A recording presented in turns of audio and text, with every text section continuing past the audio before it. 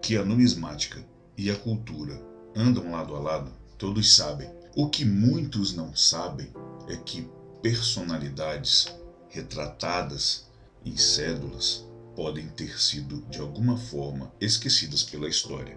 Dito isso, trago para vocês Dona Yaya, uma jovem que apareceu na nota de 200 cruzeiros, 200 cruzados novos, na década ali de 90. Então eu vou colocar para vocês essa belíssima história da melhor forma possível.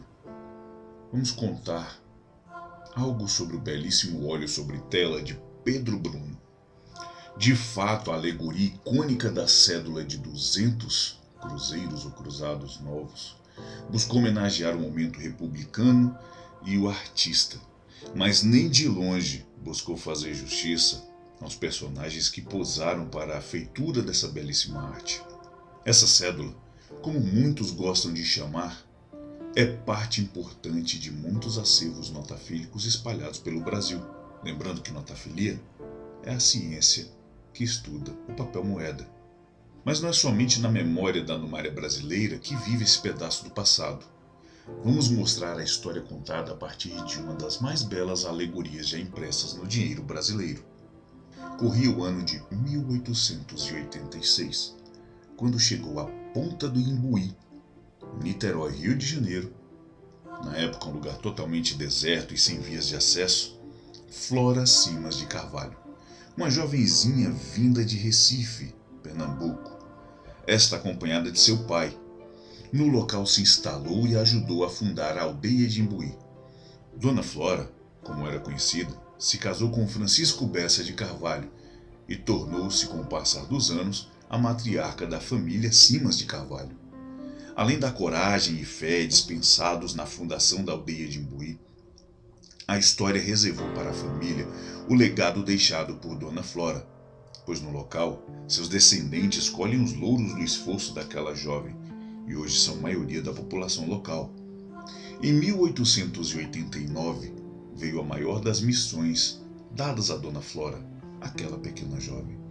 O então presidente da República, Marechal Deodoro da Fonseca, após derrubar o Império Brasileiro e proclamar a República, necessitava de alguém com talento no manuseio de linha, agulhas e tecido para dar vida à ideia do que seria o Pavilhão Nacional.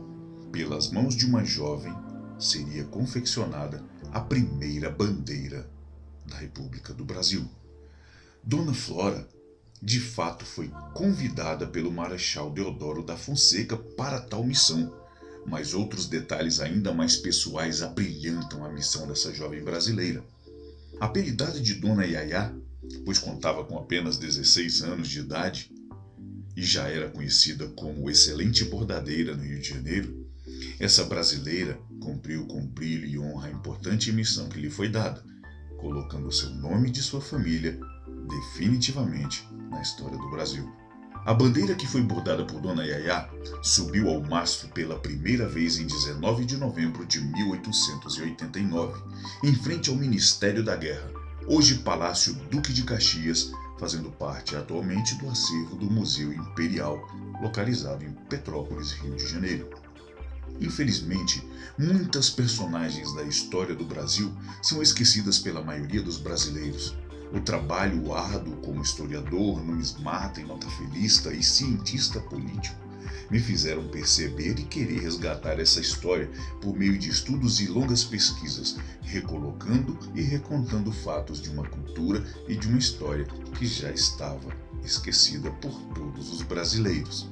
Quem sabe podemos, no futuro próximo, ver o nome de Flora Simas de Carvalho entre os heróis nacionais, com seu nome ali no livro dos heróis da pátria, no Panteão da Pátria em Brasília, por meio da apresentação de um projeto de lei.